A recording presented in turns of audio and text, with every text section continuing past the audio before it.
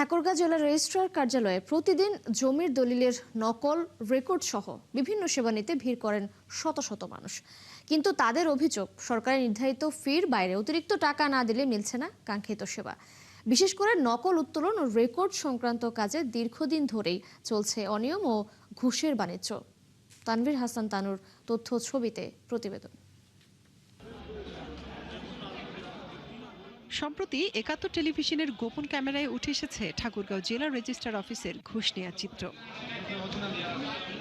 ছবিতে দেখা যায় রেজিস্ট্রার কার্যালয়ের রেকর্ড কিপার আঞ্জুমান আরার টেবিলে সেবা প্রার্থীদের কাছ থেকে টাকা নেওয়া হচ্ছে। এমনকি অফিস চলাকালীন খাবার খাওয়ার সময়ও থেমে নেই এই লেনদেন। টাকা ছাড়া তো সাব রেজিস্ট্রার অফিসারে কোনো অফিসার কথাই শুনে না। সাধারণ মানুষ যেভাবে হয়রানি হয়, একটা নকলের জন্য ৫,০০০, ১০,০০০, আমার কাছেও একটা নকলের জন্য ১০,০০০ টাকা নিচ্ছে। ভুক্তভোগীদের অভিযোগ, রেজিস্ট্রার কার্যালয়ে অতিরিক্ত টাকা নেওয়ার ঘটনা দীর্ঘদিনের। সরকারি ফি পরিশোধের পরও অতিরিক্ত টাকা না দিলে দিনের পর দিন ঘুরতে হয়। অনেকে বাধ্য হয়েই বাড়তি টাকা দিয়ে দ্রুত কাজ করিয়ে নিচ্ছেন। তাদের দাবি, প্রকাশ্যে এমন ঘটনা ঘটলেও কোনো ব্যবস্থা নেয় না প্রশাসন। সামান্য একটা জমির দলিল বাইর করতে গিয়ে ৩00-৪০০ টাকার দরকার, সেখানে ৮-৯ হাজার টাকা দিলেও হচ্ছে না। আমরা কার কাছে দাঁড়াবো?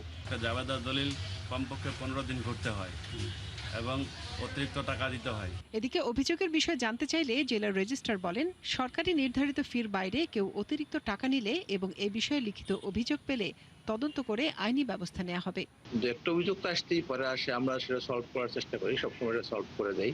এবং যদি কেউ অতিরিক্ত টাকা নেয়, তার বিরুদ্ধে লিখিত অভিযোগের প্রেক্ষিতে আইনগত ব্যবস্থা নেওয়ার চেষ্টা করি। রেজিস্ট্রার কার্যালয়ে ঘুষ লেনদেনের অভিযোগ এবং গোপন ক্যামেরায় ধারণ করা দৃশ্য নিয়ে স্থানীয়ভাবে চলছে আলোচনা সমালোচনা। ঘুষ ও অনিয়মের এই চিত্র বদলে দিতে আইনি ব্যবস্থা নেওয়ার দাবি ভুক্তভোগী সহ জেলাবাসীর। মনিরা কাজুরি, ৭১।